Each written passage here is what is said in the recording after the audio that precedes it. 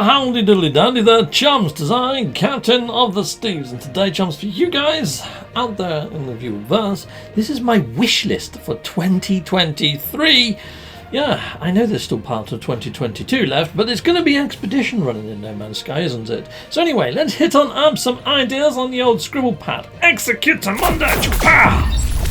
Right, chums, I'm not going to number these. I'm not going to say this is my top 10 or anything like that. It's just the things that I like to see in 2023. So first off, now I'm running around in the Nexus at the moment, and you can see there's some dropping of frames happening. Now this is mainly due to the amount of players that we've got here, and also I think it's to do with the cape physics. Yes, we've got real cape or cloth physics now inside the game, and it seems to struggle with that, or at least that's what I'm finding. Now I can't see other players' capes, and that's probably why. Maybe they had to limit it to how many capes can be rendered at a time, I don't know. But for now, I'm just going to be turning off this backpack, well, this cape, and I'm going to be switching it out for a backpack, is what I should have said. I'm going to be going for, I think the retro one is my favourite. Yeah, sound off in the comments. Let us know which backpack you like the most, but yes, the retro one is my fave. But it's still not as retro as the one that we got on day dot, is it? That looked like it was made by frickin' Tesla. It looks like the Tesla truck mounted on your frickin' back, mate. Anyhow, let's head on down this way, and we'll be moving on to item number 2. But you can see here, I've gained a couple of frames, haven't I? That's moving a little bit smoother. So the first thing I like to see is polish. Lots of polish. So polish and finishing off any sort of bugs lingering from 2022, and as well as maybe freshening up the actual missions list and perhaps the weekend missions and how we go about running Quicksilver missions and things like that. Just an overhaul to missions and multiplayer.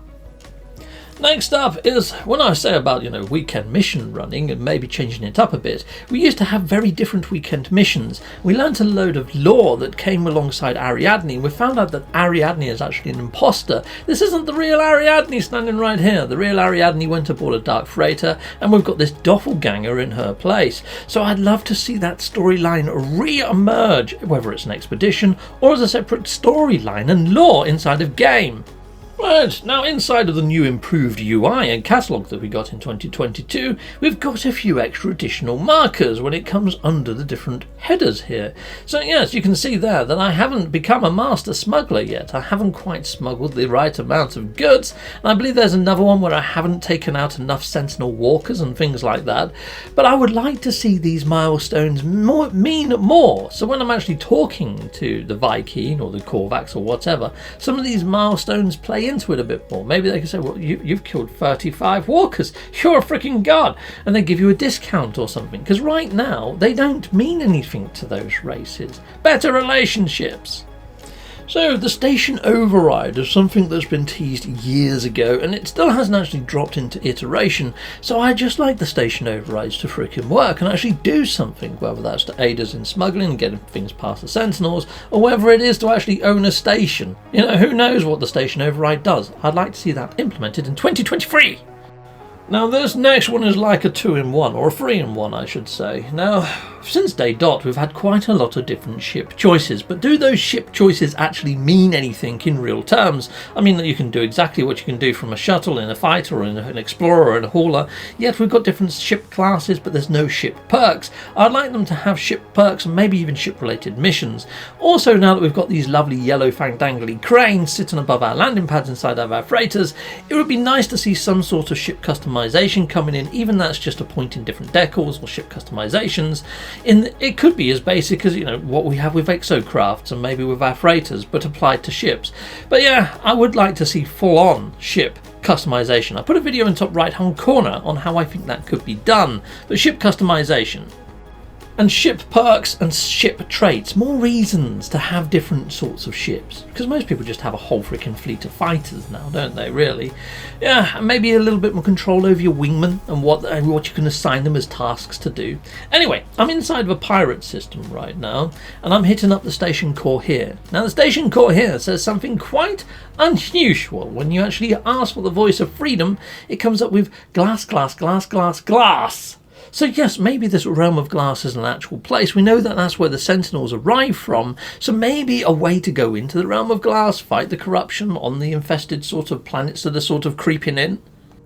Now, talking about the infested planets, we started off with just abandoned buildings. Then we had abandoned systems. Now we've got infested planets, and any planet biome type can be infested as a subclass. So you can have a lush infested, you could have a toxic infested.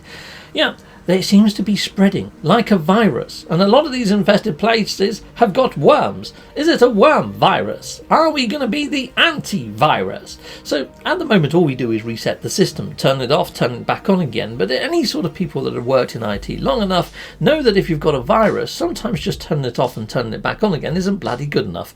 So yeah, maybe we are going to become some kind of antivirus inside of these sort of systems. So I'm hoping that in 2023 these infested planets and the infestation that's happening and seems to be spreading, I'm hoping gets a lot more sense driven into it.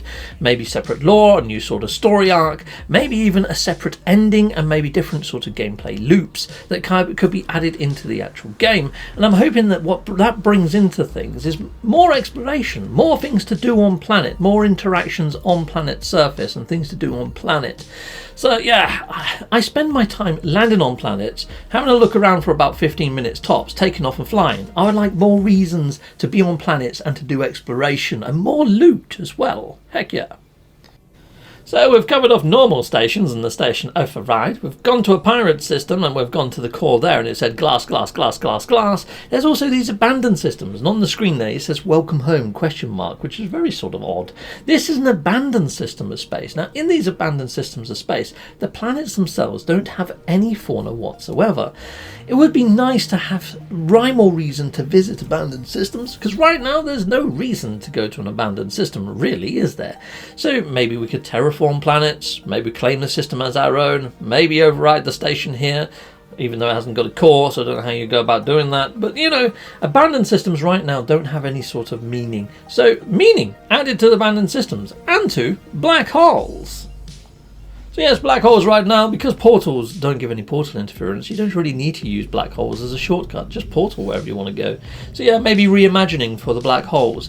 Now something else I've noticed is these large Leviathan creatures have got this sort of mouth entrance portal there. It looks like it's big enough for a ship to fly in, so I'm wondering if we might be able to go inside of our frigates inside of 2023. It's a weird one, why would I want to? I know, it's a bit weird, isn't it? But it does look like it's a freaking entrance hole, doesn't it, to be fair. Anyway, when you got your first living Leviathan, it actually offered up 3 different choices: fauna, mega worlds, or activated idiom-veined mountains, or large cities. Well, I'm hoping that they introduce those 3 things in 2023, and I'm wondering whether that was some sort of mini survey for us to actually complete, so Hello Games knows what order to do them in. And I'm hoping that we see megafauna. That's why I've put in the sandworm heading across the ground and all that sort of shenanigans. It'd be nice to be able to battle with the sandworms if you really wanted to and push back that infestation. And it'd be nice to see some scripted sort of creatures like that rhino, how it was knocking all the trees about. And some super darn fantastic awesome dev players. So yes, that's what I would like to see happen inside 2023. Yes, I didn't go into detail on how it could be done, but I'd leave that to the masters at work, the hello of the games. But what ideas would you like to see in 2023? Sound off in the comments. Heck yes. Until next time, you've been awesome. Goodbye, goodbye, and goodbye again. Well, thank you very much for watching. If you like what you see, please hit a like and a subscribe, and I'd like to say a massive great big thank you to all of my backers over on Patreon and over on YouTube membership. Thanking you, backers! And if you want to support this channel, just don't skip the adverts. That throws revenue down my avenue. Or yeah, just stay with Captain Steve that little bit longer and hit something on this screen. There's merch here now too.